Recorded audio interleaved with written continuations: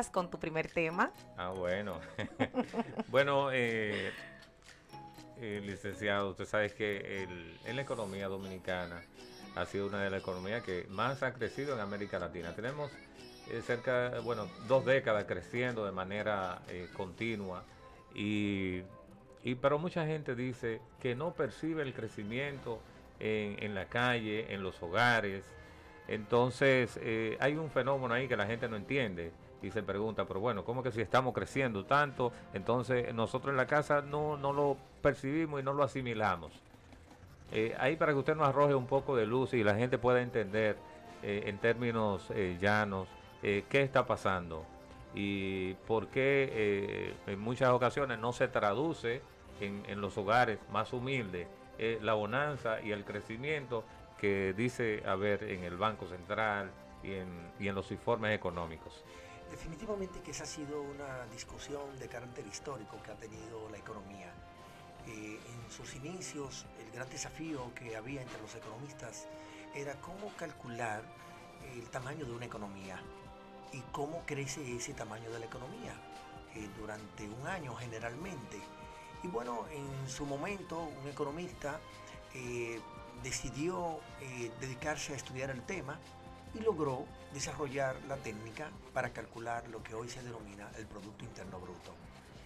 Y este Producto Interno Bruto, que no es más que la generación de bienes y servicios finales que se produce en un territorio determinado, en este caso un país, durante un tiempo determinado, que generalmente es un año, aunque también se puede medir en forma mensual.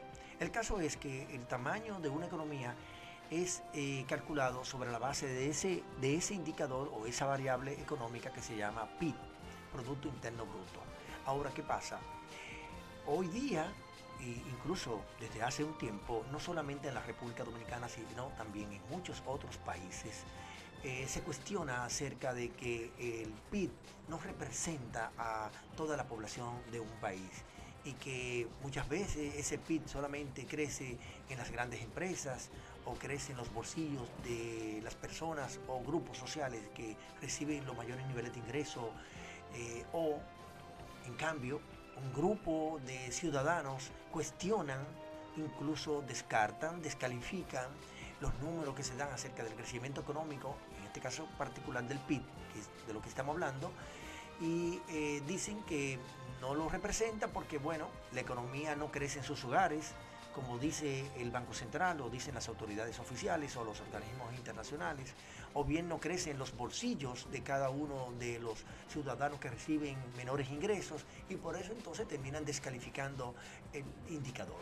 Ciertamente el PIB no es una variable perfecta que se pueda decir que realmente mide en forma exacta todo lo que produce la economía de un país. Sin embargo, no hay otro indicador que pueda acercarse, que pueda aproximarse para uno poder cuantificar el tamaño de una economía.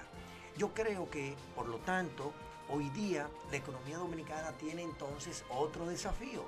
Es el desafío de poder incorporar las quejas, las inquietudes, los cuestionamientos que tiene la sociedad, las distintas sociedades, en este caso la población dominicana, acerca de no darle crédito cuando las autoridades dicen que el PIB creció en 5, en 6 o en 4%.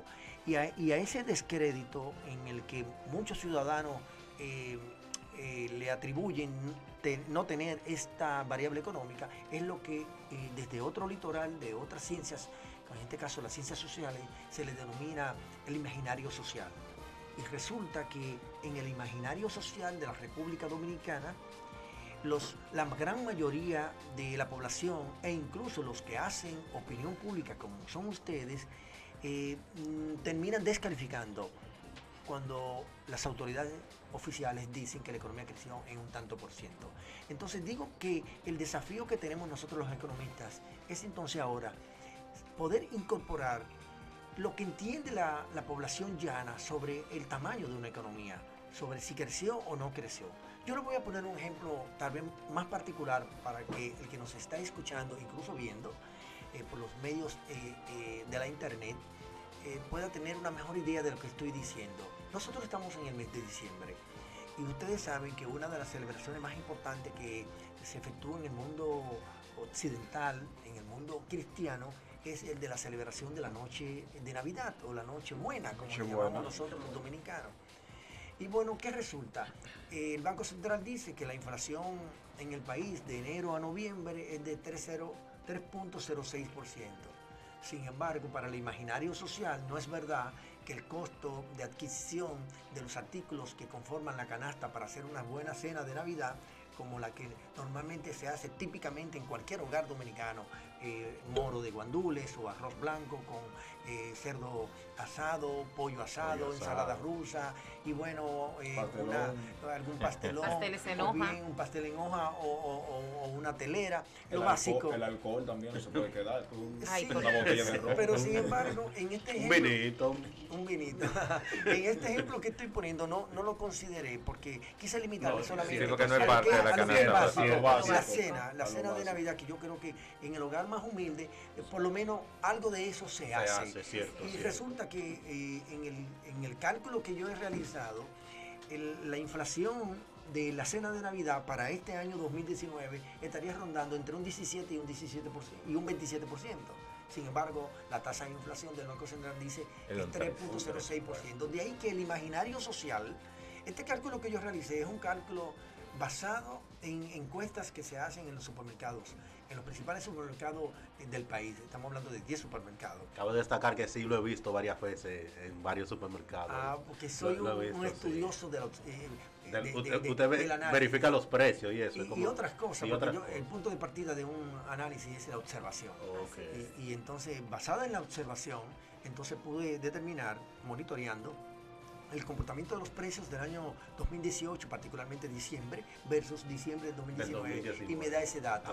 Entonces, en el imaginario social, la inflación no es 3.06%, sino la inflación sería, en el mejor de los casos, 17%, y en el peor de los casos, 27%. Y uno se da cuenta de eso, de que es así, porque cuando tú vas a un supermercado, antes tú llevabas el carrito a un nivel con un monto X, y ahora tú te das cuenta, bueno, para tú llegar a ese nivel del carrito, entonces tú tienes que inyectar más fondos para tú poder hacer esa misma compra. O endeudarse. O endeudarse, exactamente. Que hablando de deuda y de endeudamiento, pues tenemos un tema ahí que también llama mucho la atención, que igual como el caso del crecimiento de la economía, asimismo también llama la atención en la población en sentido general. Por ejemplo, se habla mucho del endeudamiento del país, que hasta cuándo vamos a seguir endeudándonos y solamente amortizando intereses. Y bueno, el gobierno dice, bueno, es que todavía podemos seguir porque todavía la economía sigue creciendo, pero los préstamos que se toman y que el Congreso confirma o ratifica, vamos a decir, sella, porque ya el Congreso, por ejemplo, la Cámara de Senadores, por lo menos en la Cámara de Diputados, ahí se hizo un intento por tener un control, un contrapeso, pero bueno, eso fue evadido en esta oportunidad. Esperemos que más adelante pueda jugar ese rol. Y que hasta cuándo el gobierno va a seguir endeudándose y cómo nosotros en un momento dado vamos a poder pagar por lo menos los intereses de la deuda. Y bueno, hasta cuándo podemos nosotros seguirnos endeudando de esa manera como lo estamos haciendo, para hacer obras y acciones que a lo mejor se puedan hacer con el ahorro interno, si ciertamente controlamos el gasto del gobierno para poder cubrir esas acciones y esa obra con ahorro. Lastimosamente, el endeudamiento público del gobierno dominicano, y vale decir del país, les quedan muchos años. Y le quedan muchos años porque las autoridades actuales han venido posponiendo en forma recurrente lo que una ley manda, que es la Ley de Estrategia Nacional de Desarrollo, que da mandato para que en la República Dominicana se realice el pacto fiscal. Y resulta que como no se ha realizado ni siquiera la convocatoria para ese pacto fiscal, los distintos presupuestos que se formulan y se ejecutan en la República Dominicana se hacen basado en déficit financiero. Eso quiere decir que los gastos superan los ingresos. Tanto así que para este año 2019 se ha tenido que someter y ya se aprobó como ley un presupuesto complementario en el que ante la caída de los ingresos en alrededor de 12.000 millones de pesos o 10.000 millones de pesos y al aumento de gasto público por alrededor de 12.000 millones de pesos, estamos hablando entonces que se le ha agregado, se le ha incorporado un mayor déficit presupuestario financiero al gobierno dominicano, a la finanza pública del gobierno dominicano. Eso quiere decir que como todos los años se formula y se ejecuta un presupuesto deficitario, mientras exista déficit en el presupuesto, existirá endeudamiento. Por eso digo que le quedan muchos años, porque imagínense, el 39, casi 40% del PIB representa deuda pública del sector no financiero. Y para los próximos años el país estará pasando de pagar una deuda pública externa de algo más de 2.000 millones de dólares al año. En los próximos años estaría pagando alrededor de 4.000 millones de dólares al año. Eso significa entonces que hemos caído en el círculo vicioso del endeudamiento, en el que al no existir un pacto fiscal tenemos que acudir a más endeudamiento para pagar deuda, ya sea de amortización de capital o de intereses, y al mismo tiempo suplir el faltante de ingresos para nivelar el presupuesto de la nación, porque como ya dije, los gastos superan el ingreso. De manera que lamentablemente y lastimosamente la República Dominicana seguirá teniendo por muchos años más déficit financiero y además mayor nivel de deuda pública. Si el gobierno dominicano actual hubiese llevado a cabo o hubiese implementado el pacto fiscal desde el año 2016 como se había anunciado hace ya unos años, hoy, en el año 2019, no tendríamos el nivel de endeudamiento que tenemos hoy día y al mismo tiempo tampoco tendríamos el problema estructural que tiene todavía hoy día la formulación presupuestaria, sino que se hubiera podido ir desmontando poco a poco, en forma progresiva, porque esto no podrá hacerse jamás como si fuera una disposición de decreto, de que ya mañana no habrá déficit. De esa manera no habrá forma de pagar entonces nunca, si seguimos con estas políticas de préstamo sobre préstamo. Correctamente. Si no se hace un pacto fiscal, si no se hace unos cambios en las finanzas públicas, definitivamente el endeudamiento público seguirá creciendo de forma cada vez mayor, pese al rechazo de toda la población. Una pregunta, licenciado, ¿verdad? Porque el economista es licenciado. Una pregunta. ¿Cómo es la recepción de esas opiniones en el ambiente donde usted se está desarrollando ahora mismo? Porque a medida que usted va en el entorno, usted va emitiendo sus opiniones, aparte de que usted es una figura muy influyente en el área. Entonces, a mí me gustaría saber, y creo que a los televidentes también, ¿qué tan receptivos son los colegas suyos o esos otros que están dentro del sector donde usted se desarrolla para esas opiniones analíticas y de una persona preparada que tiene vasto conocimiento en el área? ¿Qué tan receptivo es cuando usted plantea sus puntos de vista? Háblenos un poquito de esto, porque necesitamos ver un poco de luz. Ok, gracias. Grecia. Fíjese, Grecia, un amigo profesor universitario, funcionario de la Universidad Autónoma de Santo Domingo, Antonio Siriaco, que es vicedecano de la Facultad de Ciencias Económicas y Sociales y que hasta hace poco fue director de la carrera de Economía, me dijo hace unos meses, tal vez 2-3 meses, que yo estaba entre los 3 economistas más citados por los estudiantes universitarios en la República Dominicana. No lo digo esto por vanidad, lo digo porque me lo estás preguntando, ¿no? Y además porque estoy emitiendo una opinión que básicamente no es mía. Estoy diciendo la fuente, que es el profesor Antonio Siriaco, un economista también reconocido en el país, doctor en economía, a quien yo respeto académicamente. Y si lo mido por el lado de mi blog profesional, que es ivanhoy.com, en donde subo todos los miércoles en la noche una opinión a veces corta, a veces larga, sobre algún tema económico en particular, yo diría que varía en función del tema. A veces nadie reacciona, otras veces reaccionan 10, otras veces reaccionan 12, otras veces reaccionan 15.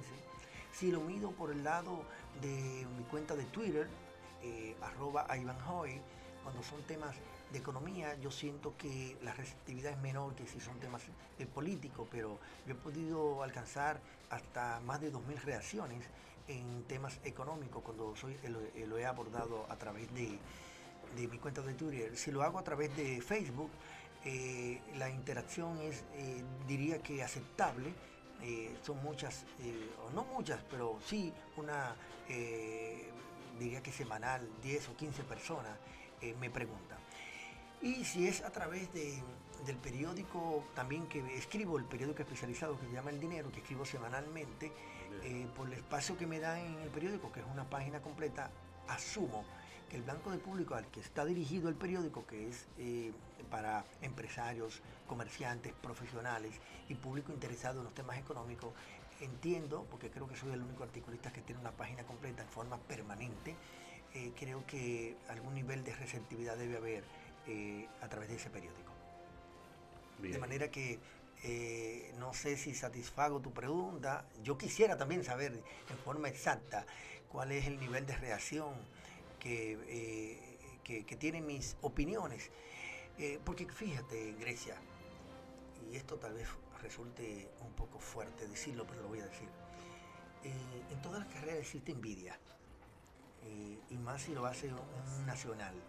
Si un extranjero opina algo sobre economía, tal vez tenga el planteamiento menos brillante que el que lo diga un dominicano, pero al dominicano no se le da tal vez cierto. La proyección que debería tener, ¿entiendes? Y sin embargo, no solamente pasa con... El complejo de Guacanagari. Correctamente. Sí, exactamente. Y no solamente pasa conmigo, pasa con muchas otras profesiones. En economía no se da tanto ese nivel de respeto como lo tienen los médicos. Es muy difícil que un médico descalifique a otro cuando da un diagnóstico de una enfermedad para un paciente. Sin embargo, en economía sí usted tiende a apreciar que hay una mayor descalificación entre economistas que reconocimiento entre economistas. Más fácilmente usted ve a un economista criticando la posición de otro economista por la radio, por la televisión o por el periódico, que alguien un economista escribiendo o hablando a favor de otro economista porque haya dicho algo, digamos, de importancia. Sí, es que los temas económicos tú lo puedes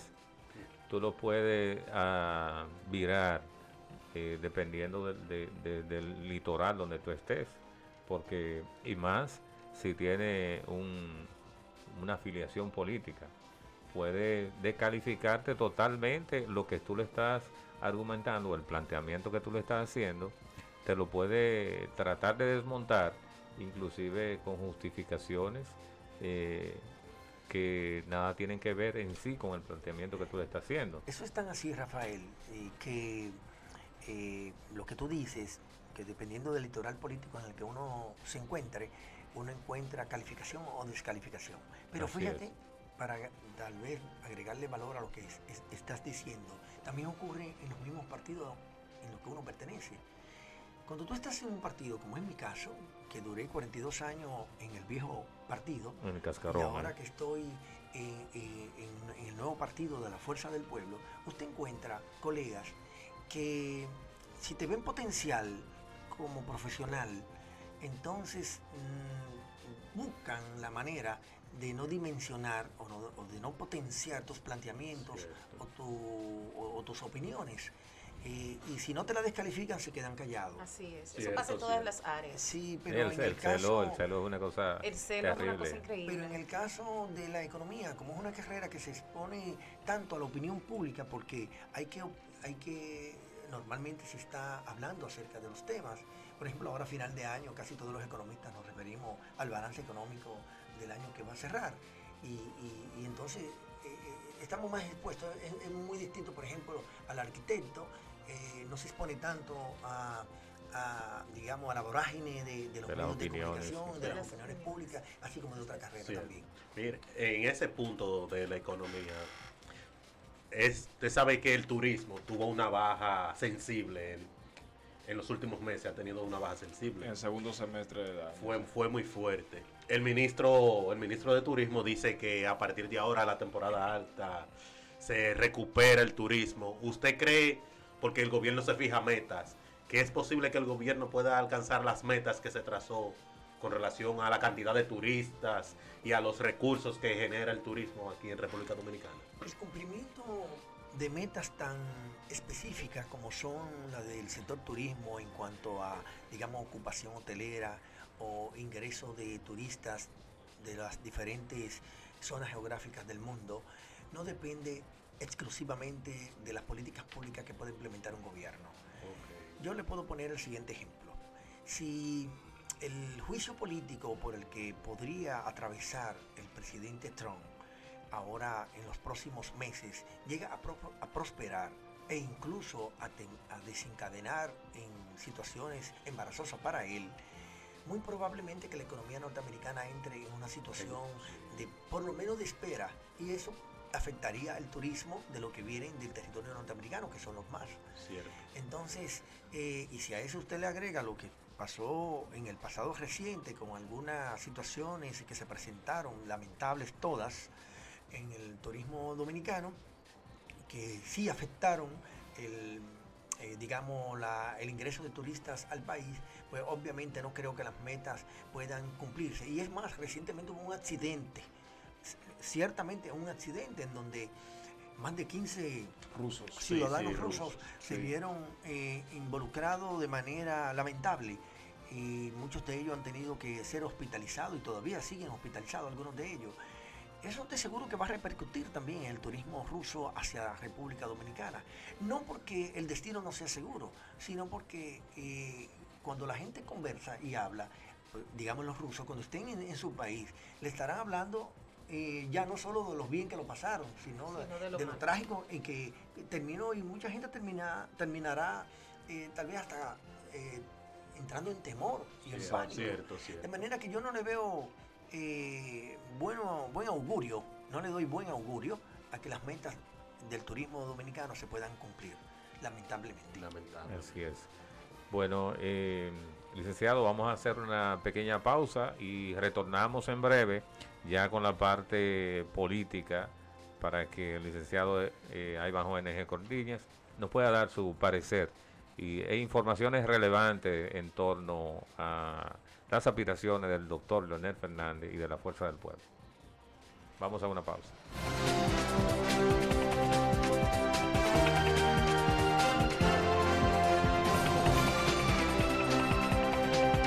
Todos